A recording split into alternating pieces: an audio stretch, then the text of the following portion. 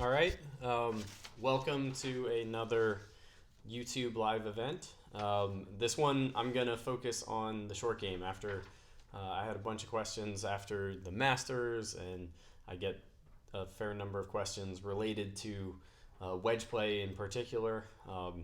And so I figured we'd do a class or a talk specifically about that. But if you have questions about other areas, feel free to post them. And as always, just go ahead and introduce yourself if you're on the chat and I haven't talked with you or worked with you in person before. So what's your name, where you're at? Okay, I'm going to run through a handful of these questions, but as live ones come in, I'll jump over and answer them. So the first question that kind of helped trigger this was a question last week from Franco. He asked, how do I avoid getting under and stuck with a closed club face? So many short game problems originate from having the club getting inside or under plane and having the club shut. The problem with that is that then if you used really good cast pattern and just did a normal kind of short game pivot, you would tend to hit it fat or thin, and at the very least, you'd tend to hit a lot of leading edge contact. So you'd hit the front edge of into the ground, leaving you very little margin of error.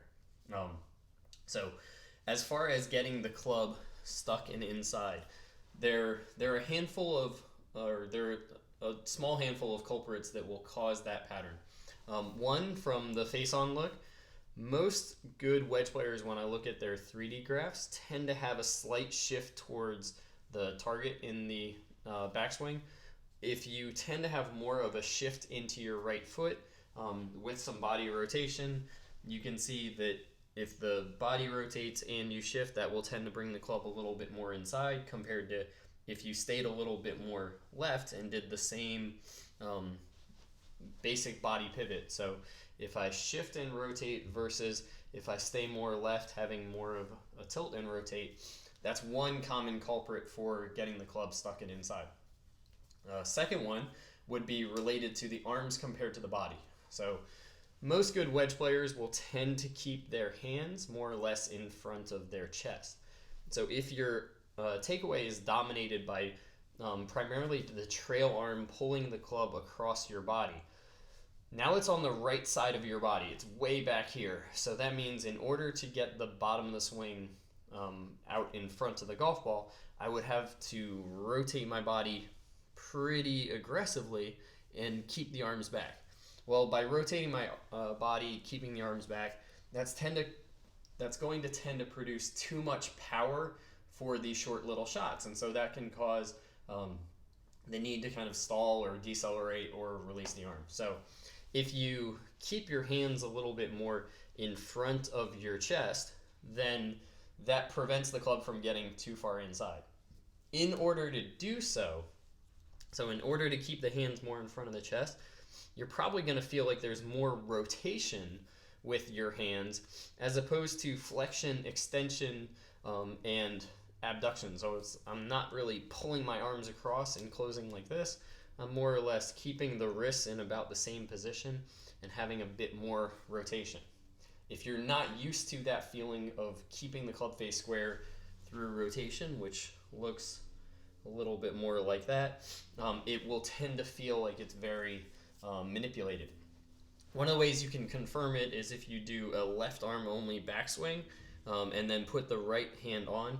It's very rare that you would pull the club dead inside with just your left hand, so it's more natural that you're going to swing the club on plane. It's kind of a quick little hack fix. And he actually asked, when he does it with one hand, specifically the trail hand, it was fine. What that probably tells me is that it's more of the left arm pulling across and more of the lack of tilt. It's probably when he has both hands on the club, it's a little bit more of a body shift. Okay, I'll come back to Brian's question because it's less about the short game. So Fred had a question about the short game kinematic sequence and the pelvis and chest graphs. Okay, so the short game kinematic sequence, for those of you who are unaware of the kinematic sequence, it's a 3D graph that shows the rotational speeds of different aspects of your body. With the full swing, there's a tendency that you'll see the lower body rotate first, then the upper body, then the arm, then the club, as far as the sequencing and order of transition. Um, with the short game, what you'll tend to see is you'll still see that same order as far as lower body, upper body, arms, club. The club can go ahead of the arm sometimes, but you'll typically still see the same pattern. The biggest difference is you won't see a lot of acceleration peaking. You'll tend to see a very flat graph. So the phrase that I use is, instead of rotating and then bracing with the short game shot, you'll tend to see a coasting pattern where basically the body and the arms are almost moving at the same speed all the way through the downswing. There's not a whole lot of acceleration, deceleration, or acceleration, transfer of energy. Most of the energy is being controlled more from the shoulders. So I use the metaphor quite a bit of an underhand toss is more similar to a wedge shot as far as the basic rules and the power source. So with an underhand toss, the shoulder is more my power source, and my lower body and hand are more supporting my accuracy. With an overhand throw, I'm going to have more of a weight shift, more of this sequencing, and then more of a snap at the end, so that more of the transfer of energy from my lower body through the core and into the hands. So the kinematic sequence, it's going to look fairly flat. As far as the chest and the pelvis graphs, the rotations aren't that dramatically different, other than you typically won't see a really big X-factor stretch in transition. You will tend to see the upper body a little bit more open at setup and at impact compared to the pelvis, and the pelvis bend will stay relatively consistent. There's not going to be quite as much pelvic tuck or glute squeeze on the way through. The bigger difference you'll see on 3D is more of the linears. So with the short game shot, you'll tend to see a little bit more of a drift of the upper body forward, and you'll tend to see a little bit more of a drift upward. You won't see quite as much down and back in the short game shot as you would in the full swing. So I'll answer the first kind of live question. So Dennis is asking about greenside bunkers. Maybe 30 yards to the pin. So a longer greenside bunker shot. Much difficulty determining how best to hit the longer sand shots. That is definitely, there's a reason that's a tough shot. It's, you either have to use your standard greenside shot and move the contact point very close to the golf ball, which gives you a little bit of risk of maybe catching it thin, or what I recommend for most of my above 10 handicap players to do is to use more of like a 9-iron on that shot and use their basic bunker technique. I'm actually a fan of using 9-irons, wedges, 8-irons as greenside practice, because it still forces you to use the back of the club. It actually encourages you to get the handle a little bit lower, and it tends to, because the club is a little bit lower, it almost encourages you needing to get more of a steep angle of attack, which is helpful for both creating spin or distance control, as well as for controlling the bottom of the swing. Most poor bunker players have a tendency to not get too steep. They can get outside, but it's not that they're getting too steep. What typically happens is they frequently get too wide, with either having too much upper body tilt behind the ball this way, or from getting the arms too much behind that way. And then they tend to have the bottom of the swing too far back, so they'll either blade it or chunk it and leave it in the bunker. So with a little longer club, it encourages more of that back tilting behind the ball, so it forces you to work a little bit harder on the movement that I think is really helpful for good low point control or solidness of contact in the bunkers. So for your standard 30-yard shot, I would probably go with more of a 9-iron wedge, unless you have a lot of practice time and have really good bunker technique to begin with. Most with a sand wedge or 58-degree wedge, I'll tell most of my students to get good at hitting that about 15 yards as a baseline and then learn to take a little off of it. But it's hard to get that to go all the way to 30 yards. Because the second you start trying to swing harder, you'll have a tendency to get more lower body involved, which has a tendency to create more shaft lean, and that affects your low point. Most good bunker players will talk about the club passing the handle down to the bottom, and that's hard to do when you're swinging too hard from your body. Okay, we'll get back onto some of the email questions, and the next question was also from Fred. He was asking for how do you control trajectory? So it's difficult with the shift of 1 to 3 inches towards the target and cast. He has a trouble kind of matching the pace of the arms as a cast, as well as the shift of the upper body.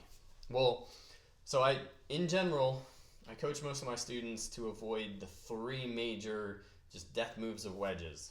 3 major death moves being more of a sequencing error of pulling on the handle and creating a whole lot of lag.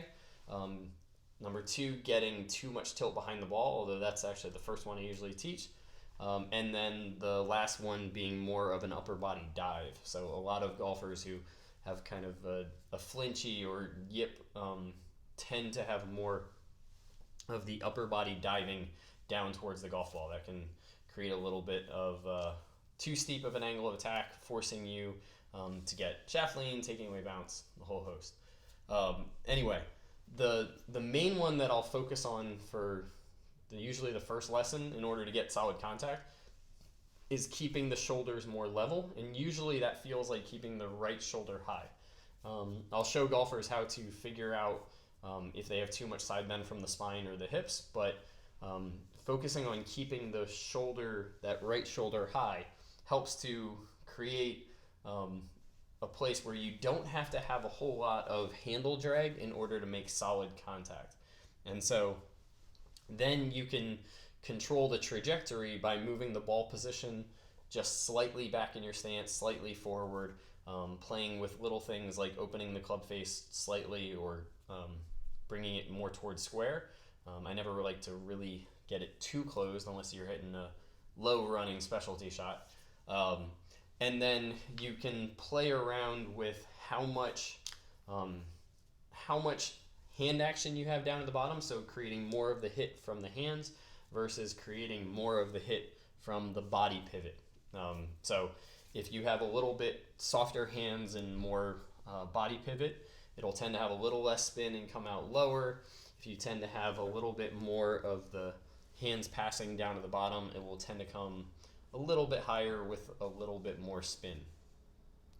So if you're struggling with contact, though, I would first go after shoulders level, and then I would go after the cast pattern. And one of the common things that I see with the cast pattern is the cast pattern is more of a whole arm and shoulder release. So basically putting energy into the club from the whole arm. It's not just throwing with the wrist. What I tend to see is some golfers cast it with the wrist, but then because they keep this arm on the side and keep it in more of a loaded position, they get into this side bend pattern. So letting the arm, especially the trail arm, just fully lengthen and release to bring the club down towards impact while keeping the shoulders level tends to create an environment where you're going to have more solid contact. His next question, so Fred had a bunch of short game and was part of the reason we went this direction. Foot pressure in the finesse and distance wedges. So, with the full swing, we're going to have more of a load into the right leg, shift into the left leg, and then getting in more towards that left heel. With the finesse wedge, more of the pressure is going to stay in the left heel for the majority of the shot. And it's going to tend to be a little bit flatter. I'll usually, let's say that this club is my foot, and I'll usually draw it on the whiteboard, and I'll basically say, okay, here's my toes, here's my heel. I'll say if you divide it in half, I want you to keep your pressure in this left half of your foot the entire swing.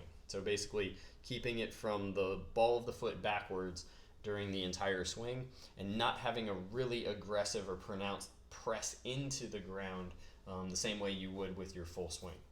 I do that usually by focusing on keeping the knees a little bit softer instead of having more of a bracing pattern on the way through. All right, I see a question come in.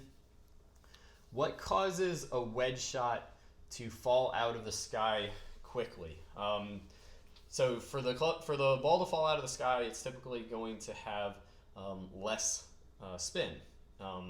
Now, frequently that combination happens when a golfer has too much side bend, and they'll feel like the ball slides up the face because you with that side bend, it's easier to get a little bit of grass in between the ball and the club, and it's easier to add a little bit too much loft and get the feeling of the ball sliding up the face. I tell most golfers, if you ever have that feeling where the ball just slides up the face and comes out a little dead, it's usually a result of side bend. There's a chance you could do it more with the wrist down at the bottom, but it's almost always too much side bend, too much axis tilt coming into the ball. With a, let's say, 10 to 20 yard wedge shot, Dr. Neal was talking at a conference that I was speaking at, and he said that most of the numbers are, let's say, somewhere between 5 to 10 degrees of angle of attack, with a lot of the better wedge players being closer to the 7 to 10 range, so a little bit steeper. So if you can imagine, in order to hit down 10 degrees and not have a whole lot of cut spin, then then the path would be, let's say, 6, 7, maybe upwards of 10 degrees out to in. So that pull of coming a little bit out to in is part of what gets the ball to launch a little bit lower, and it tends to help with the clean contact. So it doubles in clean contact, helping to get the face, and then basically having a little bit more of a pull pattern. And that pull pattern comes from the shoulders being level, a little bit more of a chop action with the arms instead of a lift action with the arms, and more body turn on the way through. Cool C turf, yeah, so sliding up the face, I would definitely do some awareness drills more on side bend. That sounds like that's exactly what's happening. Rick is asking, what causes high and mid handicappers to flip their wrists on chip shots? Okay, so flipping the wrist on chip shots, it can come from a variety of different problem patterns. I would say the most common would be starting with your hands too far forward for the higher handicap. They start with the hands too far forward, and then instead of, instead of having more of the impact and hit controlled by the body pivot and arm straightening, they tend to control it more with the hand straightening. So what they do is they set up with the hands too far forward like this, and then flip the hands down at the bottom, moving the bottom of the swing backward. Usually what I do first is I'll have them get set up, and then I'll take them to impact, and I'll basically say, okay, where your hands are at impact, we're going to bring the club around, and I'll come to this point and kind of guide them into hitting my hands more with the grip working around, instead of hitting it more with either the club head or getting the grip going straight towards the target. A lot of poor amateur or higher handicap golfers have a tendency to have the handle moving straight towards impact, straight towards the target through impact, as opposed to keeping the handle moving left and keeping the club face more, quiet or square. Peter asks, how to chip off very tight, almost bare hard pan. So when you're chipping off bare hard pan, there's two different options. You can either play a little bit more shaft lean with the hands, but then you have to be really careful to make sure that the body pivot is hitting it on the way through, because if you get a little bit more hand action with that shaft lean, you don't have the bounce to save you. So that becomes a real problem. What I coach most golfers to do is to get that to lengthen the right side of their spine and basically get that right side of the rib cage really tall. That helps encourage more of a left path, steep angle of attack, and it allows you to cast and even flip a little bit and not hit it fat. So you can use the old Stan Utley, where are your fingers along your leg, and basically trying to get the left hand lower at setup and then pretty much staying there. The thing off tight lies is the common approach of hands back, handle forward, tilt behind, almost always creates bounce issues. So if you're not very good with controlling the bottom of the swing while keeping that shaft lean, I tend to err on a little bit more left tilt. Let me jump back to a couple of these emails and then I'll get to, I see a couple more questions coming in. And I had a few questions unrelated to short game, but that's how these live Q&As works. So Brian asked about down cocking the wrists in the downswing. So basically, why is it bad to have too much radial? What are the problems it causes, as well as maybe a drill to solve it? So basically what he's describing is what was commonly taught as lag is increasing this radial deviation, or basically hinging the left wrist like this. Now what you'll see on 3D is that the left wrist might increase a degree or two during the downswing. It doesn't change very much at all. In fact, many higher handicap golfers who have a look of more of a cast like this will increase their radial deviation more than golfers who look like they have more lag. And it's because of the 3D aspect. If I get it more closer to the camera like this, it will tend to look like it has less lag, even if I have more radial deviation, where if I have it back this way, even if I have more ulnar deviation, it will tend to look as if it has more lag to it, because you're looking more at the angle instead of oblique to the angle. So what a lot of golfers do is they pull down quite like this, trying to create extra lag and hinge. But the problem is that does two things. One, when you really hinge this way, you can see, and you can try it, your wrist will naturally want to extend, and the extension of the wrist tends to open the club face. So now I have a situation where the club is very vertical and the club face is really open. So it presents a problem of how do I deliver a shallow angle of attack to the ball, and how do I get that club face to square. So what more golfers do is when they're trying to create, or when more of the tour pattern would be, is trying to create more of the load in extension of the trail wrist, as opposed to extension of the lead wrist, and getting that face to rotate sooner, which requires, or almost always is accompanied by earlier ulnar deviation. So not trying to hinge it as much as possible, but focusing more on the club face staying square or the wrist staying neutral tends to prevent that oversetting up at the top. So if you have as a simple drill, you can take a piece of tape or put a ruler or a tee or something in a golf glove, and you can basically make sure that that wrist stays pretty straight. If the wrist doesn't extend, it's very hard to overset the wrist.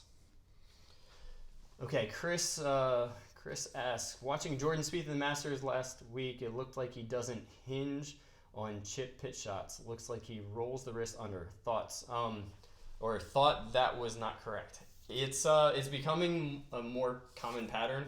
You've got guys like Jason Day and Steve Stricker who kind of popularized the basically almost keeping the same amount of hinge, ulnar deviation, setting up more square, and then controlling that low point more by the upper body getting far enough forward, as opposed to some golfers who teach a little bit quicker wrist set.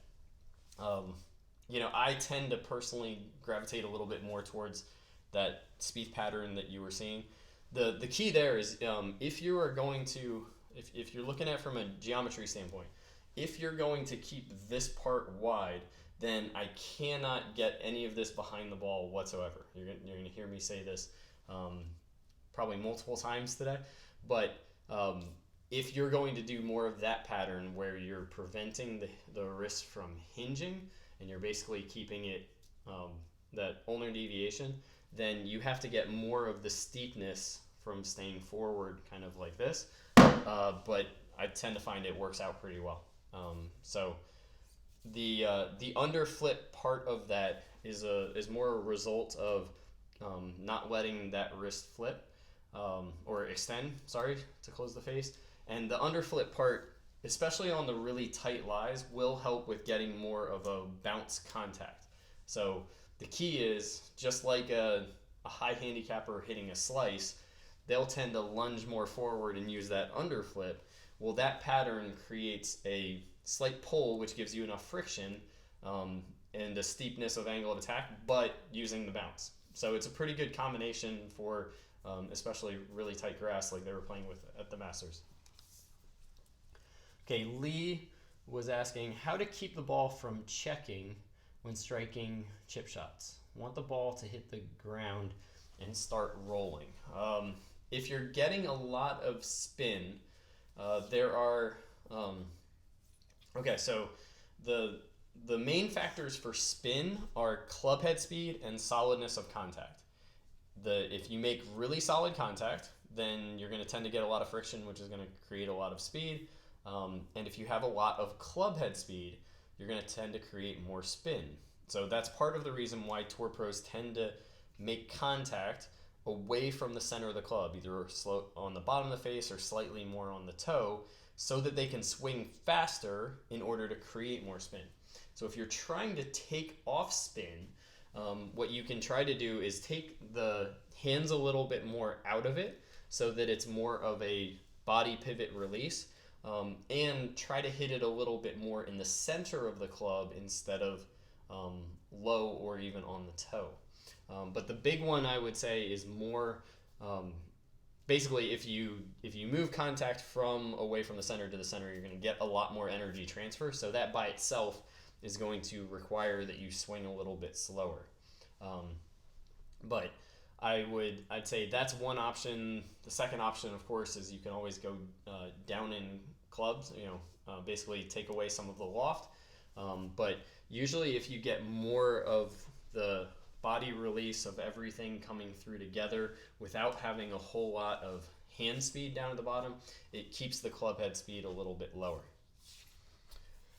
Okay. Mark asked about when you're just off the green, so like 3 yards off the green, and you've got a little bit thicker kind of grabby grass. So whether it's like a Poana or like a Bermuda, if you've got kind of more of that grass that's going to absorb a lot of the energy, what do? So when you have grass that can potentially absorb the energy, you want to have a little bit steeper angle of attack. And in order to, this is almost the opposite of how do I take off spin. You're going to take off spin on that shot because it's in grabby grass and it's going to be virtually impossible to get ball first contact. You're going to get friction reduction from having debris in between the club face and the golf ball. So if you set up with a little bit more left shoulder low, and then the big thing on that is making sure that you're going to use the bounce of the club. So making sure that on the way coming through, that the loft of the club or the face has very little rotation.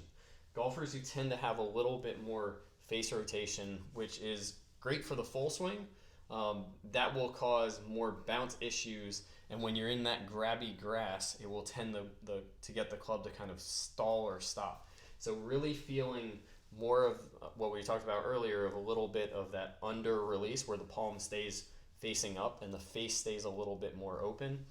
And then making sure that it's not sliding under by making sure that you're hitting more of almost the pull pattern with the upper body slightly more on top. That combination tends to work really well out of Bermuda, out of really thick rough, when you don't want to have to swing too hard. So if you're just slightly off the green, falls in that category. Okay, so Chris also asked, keeping the upper body and lower body connected. So this is separate from short game, but more getting into just kind of some physical of transition. So he was asking about keeping the upper body and lower body connected. Which muscles are engaged? This is a common pattern. I've had a handful of cases in the last month or so of golfers coming in knowing that they want to have the lower body lead first, but doing it in a way that doesn't really influence the club. I'll show you what I mean. So I'll give the answer first. The main muscles that are going to connect the pelvis to the rib cage are your abdominals and your back muscles. So basically having the internal oblique, external oblique, transverse abdominis, rectus abdominis, and then multifidus or your paraspinals, and primarily your transversospinalis. Those guys are the core connection of the pelvis to the rib cage. What can happen is some golfers get more like disassociation, kind of like this, but no energy moves from the pelvis to the rib cage. It kind of gets absorbed in the back, or I should say it doesn't really move all the way into the club. So what I frequently do is I'll go up to the top of the swing and apply a little bit of resistance, and I'll say, when you turn your lower body, I should feel that effort getting into the handle of the club. And in order to even do it against myself like this, I feel that my abs are getting a little bit more turned on. So some golfers, in order to sequence properly, have more of a feeling of their body working more as one unit instead of a feeling of big disassociation, and then almost having to re-speed up the arms and the hands. So the big ones would be TVA, internal oblique, external oblique, rectus, being more from like big power generation, not necessarily that connection. So lots of your core activation, breathing, dead bugs, that style. Fred also asked one non-short game related question. So as far as exercises for increasing distance and preventing injury, he was hoping that we could talk maybe about both exercises that improve distance and exercises that reduce injury risk, and what would be 5 non-negotiable exercises. So exercise is always a tricky topic. I study exercise. I go to more classes and discuss exercise protocols and theory more than I do going to, say, golf swing style classes. I get a lot of my ideas as far as how the golf swing works from understanding how the body moves, and then comparing that against a lot of the 3D data that I've had access to. So the hard thing is, from an exercise standpoint, if we're going after distance and injury, the main thing from an injury perspective is to distribute force through your whole body and keep joints closer to their end range of motion for longer. So not going to end range of motion with high speed and not absorbing, like not having poor energy transfer from one joint to the next. I would say from an energy standpoint, the most common places where that breaks down is either at the hips, the lower back, the rib cage, or the shoulder blade. So I would really focus on hip mobility and strength exercises, pelvis control and SI joint stability exercises, rib cage mobility, disassociation in all the planes, and I use a lot of Eldoa technique exercises in order to try to create some more space there and some more mobility in those joints. And then scapular control and really getting a good handle on the shoulder blades, because the shoulder blade can quickly, if it starts to get too elevated or protracted, can make it really hard to do good shallowing movements, and from a longevity standpoint forces you to do a little bit more action from the elbow and the wrist and less from the trunk. So that can relate to either forearm, wrist, neck issues, or you may then actually compensate with the lower back. So many golfers have a tight rib cage, and then that stress either goes down into the lower back or up into the neck and shoulder. So exercises that work on the ribs movement would probably be my my biggest tip as far as injury prevention. He was asking about hypertrophy, and the hard thing there is there's not enough research as far as to hypertrophy of the muscles and its relationship to club head speed. There are too many anecdotal issues of golfers on tour getting bigger, getting stronger, and losing club head speed. Some as many as 10. I've heard of one student one tour pro who lost about 10 miles per hour from doing about 6 months of strength training. So, in the global sense, I don't think you have to do a ton of hypertrophy training to improve your ball speed. But if you were, I would probably say the safest areas to go after would be more your core and your hips, possibly scapular control, but definitely I'd be a little cautious with too much internal rotation training. So whether it's bench press or lat pull down or pull ups, those can create some problematic patterns. I've had a handful of juniors who start taking weightlifting class, and then we have to rebalance their face and path because of too much internal rotation exercises or hypertrophy training in the gym. Okay, let me see. I got another couple questions coming in. Do you advocate changing alignment based on angle of attack? For example, wedges have a steeper angle of attack, so it pushes the path to the right. So would you aim more left? My gut instinct on that is changing alignment based on the angle of attack. I wouldn't necessarily change it just based on the angle of attack, because the relationship would be more the face alignment combined with the angle of attack. So you could have the same angle of attack and very different face alignments, and your start line would be different. So I would probably go more off of face alignment and in terms of how open close you're setting up with the club face, rather than the angle of attack. I think the angle of attack can help negate some of the club face opening and create more of a pull situation, but I wouldn't just make my setup changes based on that. Okay, Ed is coming in with a finesse wedge. I seem to pull the ball left.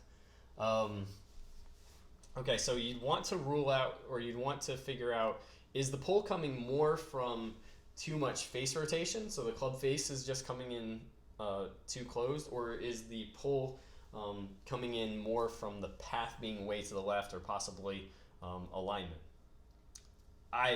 If it's more of the path going to the left, if you have a good trajectory and you're hitting it solid and it's just a pull, then I would potentially adjust my stance. There's no real rule of thumb that you have to be a certain amount open. My gut is you're probably getting more of the pull from too much face rotation, which would lead towards a diggy miss pattern. And if that's more of the case, then I'd work on the single arm releases for the finesse wedge and work on keeping the same loft and face relationship through the follow through, instead of letting it really twist over like the full swing. Ed also had another question. I'm having frequent thin shots with my irons. I focus on the steeps and shallows, but to continue to struggle. The direction is good, but thin. Okay, so the main culprits for a thin shot with the full swing are either going to be more of a underflip style release, which would be more typically lead arm training, or it would be too much early extension and side bend. So either the body is getting a little bit too shallow, moving the low point backward, or the release is getting a little bit too scoopy, too flippy, moving the low point backward. So I would evaluate if it's the easiest way would be to look at video from the face on. You'd look more at the release and seeing through impact.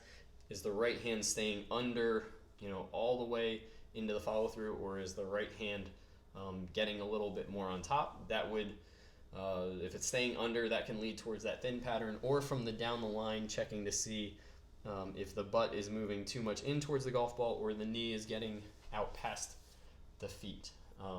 That would be one other area that you could potentially look at. I heard that there was a question that came in, but it looks like that was Ed's question. So thank you, Ed, for jumping over from email and moving it here to more the Facebook pattern or the YouTube pattern. All right. I think that about covers all of the email questions I had in. So if you have any last minute questions, post them right now. If I don't get to them, I will save them for the next YouTube YouTube live event. I hope you're still enjoying these. We're gonna be making a little announcement with the site, so always working on stuff. But thanks again. It's beautiful out here, so I'm probably gonna head over and maybe do a little practice myself. If you have any questions that we didn't get to cover, either about short game or about the full swings, please send them to me through the email at support@golfsmartacademy.com. There's another YouTube video on the three danger moves of wedge play. If you're struggling, I'll demonstrate kind of the three moves you really want to avoid if you're struggling with finesse or distance wedges. And if you haven't checked it out, of course, take a look at my book and check out my website where I've got lots of videos discussing in detail the different areas, the different concepts, and drills on how to train it. So thanks again for coming in for another YouTube live, and we will hopefully post another one of these very shortly.